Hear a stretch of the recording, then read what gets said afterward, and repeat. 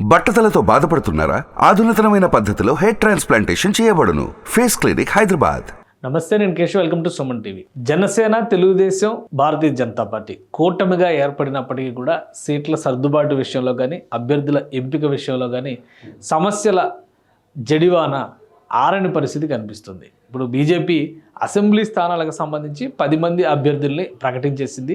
ఇప్పటివరకు ఏ అసెంబ్లీ సీట్లు తీసుకోబోతోంది అనేటువంటి చర్చ నడిచింది. అయితే అసెంబ్లీ స్థానాల ప్రకటన తర్వాత అసెంబ్లీ సీట్లపైన క్లారిటీ వచ్చింది.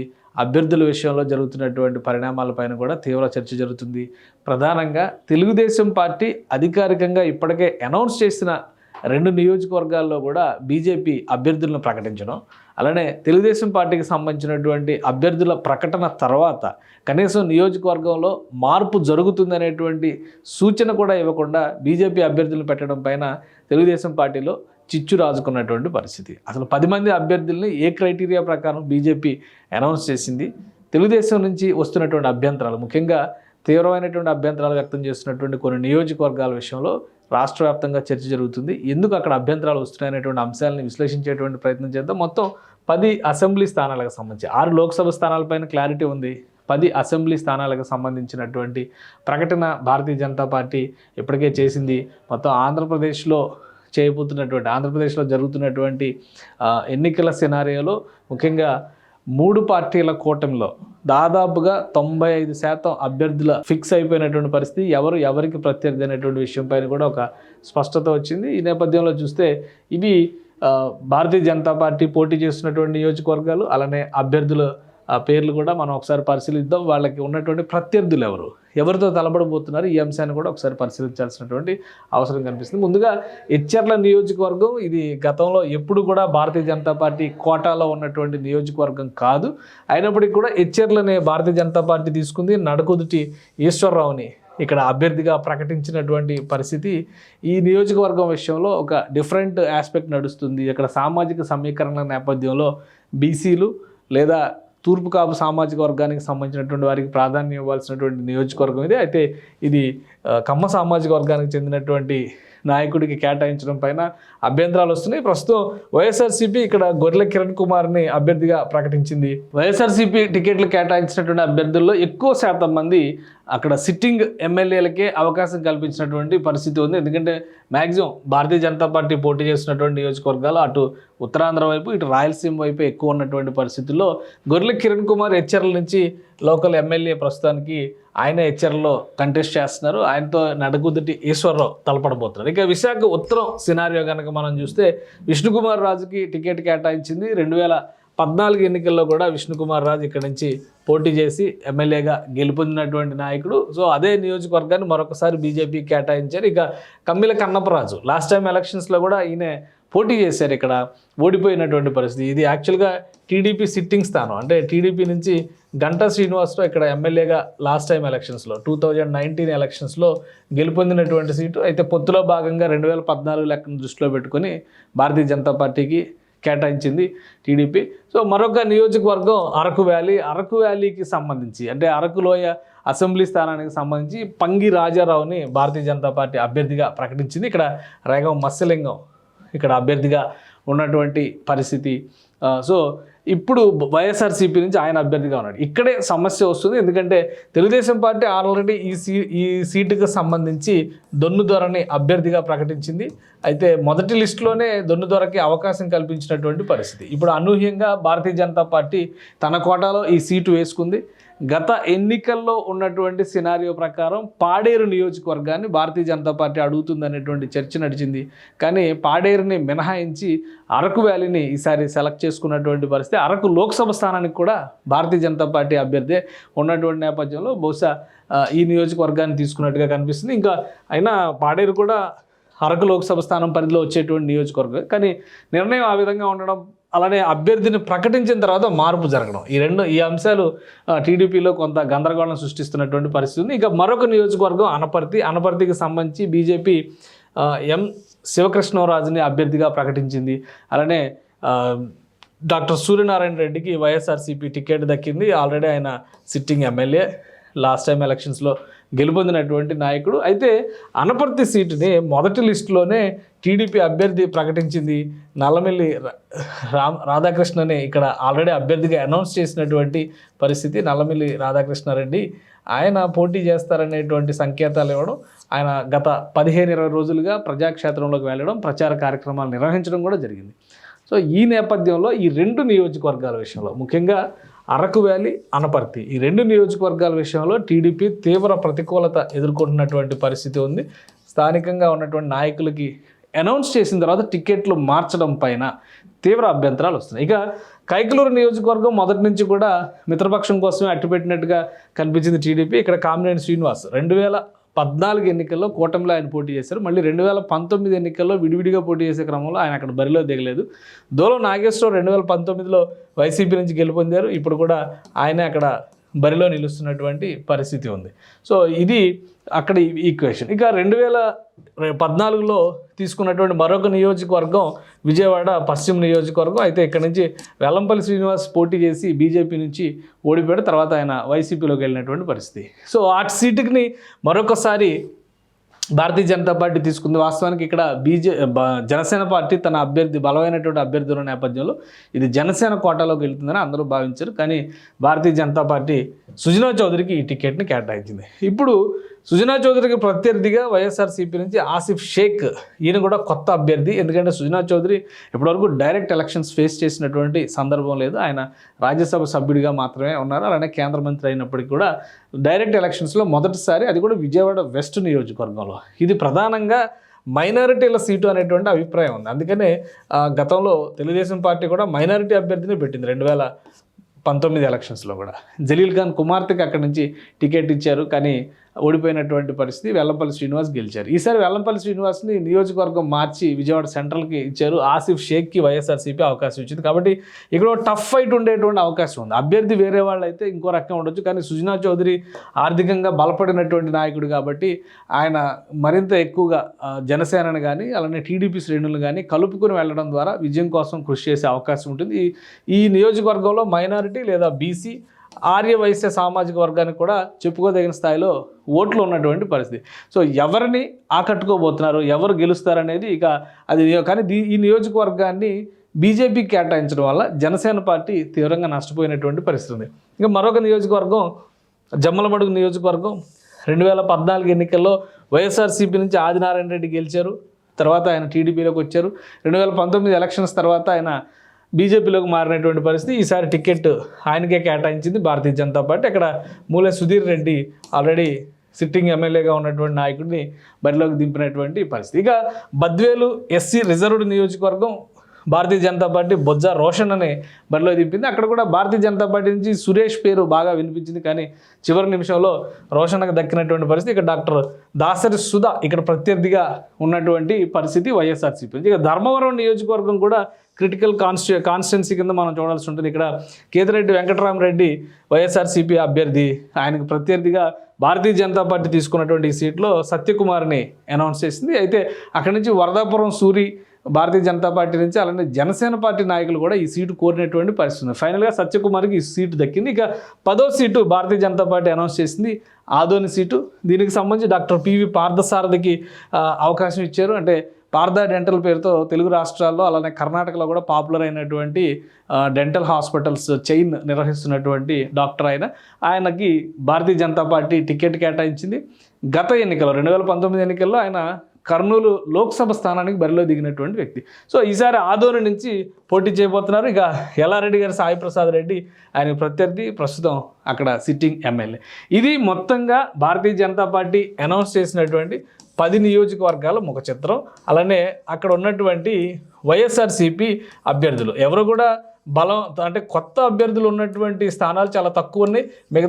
మిగతా నియోజకవర్గాలన్నింటిలో కూడా 1-2 సార్లు రిప్రజెంటేషన్ చేసినటువంటి వాళ్ళు, బలమైనటువంటి నాయకులు ఉన్నటువంటి నియోజకవర్గాలు ఉన్నాయి. ఈ నేపథ్యంలో కొత్తగా ఉన్న నియోజకవర్గాలు అంటే ఓవరాల్గా చూస్తే 1-2 కంటే ఎక్కువ కనిపించినటువంటి పరిస్థితి లేదు. ఇప్పుడు భారతీయ జనతా పార్టీ చేసినటువంటి ప్రకటనల వల్ల ప్రధానమైనటువంటి సమస్య ఈ 2 నియోజకవర్గాల్లో వస్తుంది. అరకు వ్యాలీ కానీ అనపర్తి కానీ ఇక్కడ తీవ్రమైనటువంటి వ్యతిరేకత ఉంటుంది. ఖచ్చితంగా టీడీపీ నుంచి ఉన్నటువంటి నాయకులు ఇండిపెండెంట్గా బరిలో దిగాలనేటువంటి ఆలోచన చేసినట్టు తెలుస్తుంది. 1-2 రోజుల్లో కార్యాచరణ అనౌన్స్ చేసేటువంటి అవకాశం ఉంది. అసలు అరకు సీటు పైన కానీ అనపర్తి సీటు పైన కానీ ఎందుకు అభ్యంతరాలు వస్తున్నాయి ఒకసారి పరిశీలించేటువంటి ప్రయత్నం చేద్దాం. 2019 ఎలక్షన్స్ని కనుక ఒక క్రైటీరియాగా తీసుకొని చూస్తే కనుక 2019లో అరకు వ్యాలీలో జరిగినటువంటి ఓటింగ్ పర్సంటేజ్ని ఒకసారి మనం పరిశీలనలోకి తీసుకుందాం. ఇక్కడ 2019లో చెట్టి పాల్గొన ఇక్కడ గెలుపొందినటువంటి నియోజకవర్గం. అయితే ఈసారి అభ్యర్థిని మార్చినటువంటి పరిస్థితి ఉంది. ఇక్కడ మనం గమనిస్తే కనుక అరకు వ్యాలీకి సంబంధించి రేగం మత్స్యలింగంకి కొత్త అభ్యర్థికే అవకాశం కల్పించింది. చెట్టి పాల్గొన వైఎస్ఆర్సీపీ నుంచి గెలుపొందారు. అంతకుముందర 2014లో కిడారి సర్వేశ్వరరావు గెలుపొందారు. అయితే ఆయన తర్వాత పార్టీ మారడం, ఆయన చనిపోయిన తర్వాత ఆయన కుమారుడికి టికెట్ ఇచ్చి మంత్రి పదవి కూడా తెలుగుదేశం పార్టీ ఇచ్చినప్పుడు కూడా 2019 ఎన్నికల్లో ఆయన ఘోర పరాజయం పాలయ్యాడు. మూడో స్థానానికి పరిమితమైనటువంటి పరిస్థితి. సో ఈ నేపథ్యాన్ని ఒకసారి మనం పరిశీలిద్దాం. ఇక్కడ చెట్టి పాల్గొన 2019 ఎన్నికల్లో గెలుపొందినటువంటి వైఎస్ఆర్సీపీ ఎంపీ అరకులోయ అసెంబ్లీ ఎమ్మెల్యే అరకులోయ అసెంబ్లీ స్థానానికి సంబంధించి 33% ఓటింగ్ అంటే 53,101 ఓట్లు దక్కించుకుని ఆయన గెలుపొందినటువంటి వ్యక్తి. ఇక రెండో స్థానంలో నిలిచింది దొన్ను దొర, సిఆర్ దొన్ను దొర. ఈయన ఇండిపెండెంట్గా పోటీ చేసినటువంటి వ్యక్తి 27,000 పైచులకు ఓట్లు అంటే 17.55% ఓటింగ్ నడిచింది ఆయనకి. అయితే ఇండిపెండెంట్ అభ్యర్థి. ఇక అధికారికంగా మంత్రి హోదాలో ఉండి పోటీ చేసినటువంటి కిడారి శ్రావణ్ కుమార్ పరిస్థితి ఏంటంటే తెలుగుదేశం పార్టీ నుంచి 19,000 ఓట్లు దక్కించుకొని మూడో స్థానానికి పరిమితం అయ్యారు. సో ఈ నేపథ్యంలో గత 4 ఏళ్లలో 5 ఏళ్లలో జరిగినటువంటి రాజకీయ పరిణామాల్లో దొన్ను దొరని టీడీపీలోకి ఆహ్వానించినటువంటి పరిస్థితి, అభ్యర్థి ఆయన అనేటువంటి అంశాన్ని ఖరారు చేసేసింది. అలానే మొదటి లిస్టులోనే ఫస్ట్ లిస్టులోనే అనౌన్స్ చేసింది టీడీపీ ఈయన అభ్యర్థిత్వానికి సంబంధించి. ఇప్పుడు అనూహ్యంగా పాడేరు సీటు తీసుకుంటా ఉన్నటువంటి బీజేపీ అనూహ్యంగా అరకు వ్యాలీకి అభ్యర్థిని ప్రకటించింది. ఇది అసలైనటువంటి సమస్య. అయితే ఇక్కడ 2019 ఎన్నికల్లో బీజేపీ అసలు అభ్యర్థిని నిలబెట్టిందా, అరకు వ్యాలీలో పరిస్థితి ఏంటో కూడా ఒకసారి మనం పరిశీలించేటువంటి ప్రయత్నం చేద్దాం. ఇక్కడ ఉన్నటువంటి అభ్యర్థుల జాబితా ఇలా చూస్తే కనుక మూడో స్థానంలో కిడారి శ్రావణ్ కుమార్ టీడీపీ నుంచి ఉంటే పి రాజారావు, ఇప్పుడు పంగి రాజారావుని ఎవరినైతే అరకు వ్యాలీకి అభ్యర్థిగా ఇక్కడ అనౌన్స్ చేసిందో ఆయన అప్పుడు ఇండిపెండెంట్గా పోటీ చేసినటువంటి నాయకుడు. ఆయన స్థానం ఇది. ఆయనకి కూడా 17% ఓట్లు వచ్చినటువంటి పరిస్థితి, 6% ఓట్లు వచ్చినటువంటి పరిస్థితి, అంటే 10,000 ఓట్లు దక్కించుకున్నటువంటి పరిస్థితి ఉంది. ఎందుకంటే పంగి రాజారావుని అభ్యర్థిగా ఇక్కడ అనౌన్స్ చేసింది భారతీయ జనతా పార్టీ. సో ఇదే పంగి రాజారావు 2019 ఎలక్షన్స్లో ఇండిపెండెంట్గా పోటీ చేస్తే ఆయన కెపాసిటీ 10,800 ఓట్లు. సో బీజేపీ అధికారికంగా బీజేపీ అభ్యర్థిగా పోటీ చేసిన వ్యక్తికి ఎంత వచ్చిందో చూద్దాం. ఇక 5వ స్థానంలో సురేంద్ర కిలో సిపిఎం నుంచి పోటీ చేశారు. నోటా 6వ స్థానంలో ఉంది. 10,000 ఓట్లు నోటాకు వచ్చినటువంటి పరిస్థితి. అంటే అక్కడ పరిస్థితి చూడండి, 10,117 ఓట్లు నోటాకి వేశారు అరకు వ్యాలీ అసెంబ్లీ నియోజకవర్గ ప్రజలు. ఇక 7వ స్థానంలో సూర్యనారాయణ జర్సింగి, ఈయనకి ఇండిపెండెంట్ అభ్యర్థి. 8వ స్థానంలో మనం అనుకుంటున్నటువంటి బీజేపీ అభ్యర్థి ఉన్నారు అడప బొంజునాయుడు బీజేపీ అభ్యర్థిగా అధికారికంగా పోటీ చేస్తే 3.1% 4,887 ఓట్లు వచ్చినాయి. ఇప్పుడు అరకు వ్యాలీకి అభ్యర్థిని ఎవరిని పెట్టాలి అనేటువంటి చర్చకి ప్రజలు సమాధానం చెప్తారు, అరకు ఓటర్లు డిసైడ్ చేస్తారు. తెలుగుదేశం పార్టీ అభ్యర్థిగా డిసైడ్ చేసినటువంటి దొన్ను ద్వారా ఆవేదనలో అర్థం ఉంది అనేటువంటి అభిప్రాయం అరకు ప్రజల్లో కూడా కనిపిస్తున్నటువంటి పరిస్థితి ఉంది. బీజేపీ పొత్తులో ఉంటూనే ఎందుకు ఇటువంటి గేమ్స్ ఆడుతుంది అనేది ఎవరికి అర్థం కాని పరిస్థితి. ఇది అరకు నియోజకవర్గానికి సంబంధించినటువంటి స్టోరీ. ఇక అనపర్తి స్టోరీ కూడా ఒకసారి మనం పరిశీలించేటువంటి ప్రయత్నం చేద్దాం. 2019లో ఇక్కడ నుంచి డాక్టర్ సత్తి సూర్యనారాయణ రెడ్డి గెలుపొందారు. ఇప్పుడు ఆయనే మళ్ళీ సిట్టింగ్ ఎమ్మెల్యేగా అనపర్తి నుంచి బరిలో దిగుతున్నారు. ప్రధానంగా రెడ్డి సామాజిక వర్గం డామినేషన్ ఈ నియోజకవర్గంలో ఎక్కువ అనేటువంటి అభిప్రాయం ఉంది. 2014లో నల్లమిల్లి రామకృష్ణారెడ్డి గెలుపొందారు. 2009లో నల్లమిల్లి శేషారెడ్డి గెలుపొందారు. 2004లో తేతాలి రామరెడ్డి గెలుపొందారు. అలానే 1999లో నల్లమిల్లి మూలారెడ్డి, 94లో నల్లమిల్లి మూలారెడ్డి, మళ్ళీ 89లో రామరెడ్డి తేతాలి, 85లో నల్లమిల్లి మూలారెడ్డి, 83లో నల్లమిల్లి మూలారెడ్డి. అంటే నల్లమిల్లి మూలారెడ్డి ఫ్యామిలీ నుంచి ఇప్పుడు నల్లమిల్లి రామకృష్ణారెడ్డి కూడా ఉన్నదనమాట. అంటే చూస్తే ఓవరాల్గా చూస్తే ఈ నియోజకవర్గ హిస్టరీ 1978 అంటే దాదాపు 40 ఏళ్ల హిస్టరీని చూస్తే కనుక క్లియర్గా ఒక సినారియో కనిపిస్తుంది.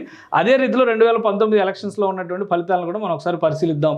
డాక్టర్ సత్తి సూర్యనారాయణ రెడ్డి గెలుచుకున్నటువంటి ఓటు పర్సంటేజ్ చూస్తే ఇక్కడ 59% ఉంది. అంటే థంపింగ్ విక్టరీ ఒక రకంగా చెప్పాలంటే వైఎస్ఆర్సీపీ 111,771 ఓట్ల ఆధిపత్యం సాధించినటువంటి పరిస్థితి. మెజారిటీ కాదు, అది ఆధిపత్యం. ఓవరాల్గా అన్ని ఓట్లు దక్కించుకుంది. మెజారిటీ దగ్గర 50,000 కనిపిస్తుంది. ఎందుకంటే ఇక్కడ నల్లమిల్లి రామకృష్ణారెడ్డి టీడీపీ అభ్యర్థిగా పోటీ చేసి 56,056 వచ్చిందంటే 30%, దగ్గర 29% వేరియేషన్ కనిపిస్తుంది అనమాట ఇక్కడ ఓటు పర్సంటేజ్లో. ఎందుకంటే ప్రభుత్వ వ్యతిరేకత కావచ్చు, అభ్యర్థి పట్ల వ్యతిరేకత కావచ్చు, 2014-19 మధ్య కాలంలో తెలుగుదేశం ప్రభుత్వం ఉంది కాబట్టి. సో అది సినారియో. ఇక మూడో స్థానంలో జనసేన పార్టీ అభ్యర్థి ఇక్కడ ఉన్నటువంటి పరిస్థితి. రేలంగి నాగేశ్వరరావు జనసేన పార్టీ తరఫున పోటీ చేశారు. 6.88%, 12,842 ఓట్లు దక్కించుకున్నటువంటి పరిస్థితి. 2019లో ఏ పార్టీకి ఆ పార్టీ వేరువేరుగా పోటీ చేసింది కాబట్టి అది సినారియో. ఇక తర్వాత 4వ స్థానంలో ఉంది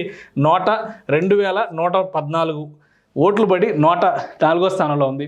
5వ స్థానంలో ఉంది కాంగ్రెస్ పార్టీ. ఇక్కడ ఇది ఇంకా విచిత్రం. ఇది డాక్టర్ లియా విద్యార్ వైఏ వడయార్ పోటీ చేసినటువంటిది కాంగ్రెస్ పార్టీ నుంచి 1,128 ఓట్లు మాత్రమే వచ్చింది.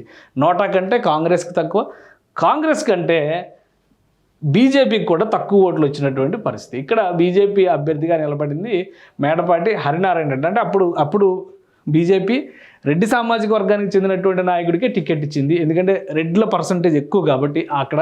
కానీ ఆయన కూడా కేవలం 627 ఓట్లు దక్కించుకొని 0.34%తో నోటా కంటే కాంగ్రెస్ కంటే తక్కువ స్థాయిలో వచ్చినటువంటి ఓట్లు మేడపాటి హరినారాయణ రెడ్డికి వచ్చింది. ఇది బీజేపీ అభ్యర్థి 2019 ఎలక్షన్స్ సినారియో చూస్తే. ఇప్పుడు ఈ సీటుని తీసుకొచ్చి భారతీయ జనతా పార్టీ అభ్యర్థిని పెట్టింది. ఈసారి ఏకంగా శివకృష్ణరాజుకి శివకృష్ణరాజు అనేటువంటి అభ్యర్థికి కేటాయించారు. అక్కడ సామాజిక వర్గ పరంగా కూడా మ్యాచ్ అయ్యేటువంటి విషయం కాదు. మరొకటి ఏంటంటే రాజమండ్రి పార్లమెంటరీ స్థానం పరిధిలో వచ్చేటువంటి ఈ నియోజకవర్గం వల్ల ఈ నియోజకవర్గంలో కనుక లెక్కలు తేడా వస్తే ఎంపీ సీటు గల్లంత అయ్యేటువంటి ప్రమాదం ఉంది. ఈ నేపథ్యంలోనే 2009 లెక్కల్లో కూడా కేవలం అనపర్తిలో జరిగినటువంటి ఓటింగ్ వల్ల అప్పటి వరకు జరిగిన అన్ని రౌండ్లలో తెలుగుదేశం పార్టీ అభ్యర్థిగా ఉన్న మురళీమోహన్ లీడ్లో ఉన్నప్పటికీ చివరి రౌండ్లో అనపర్తిలో వచ్చినటువంటి ఓటింగ్ వలన పూర్తిగా రివర్స్ అయినటువంటి సినారియో. ఓవరాల్గా 4,000-5,000 ఓట్ల తేడాతో ఆయన ఓటమి పాలైనటువంటి పరిస్థితి.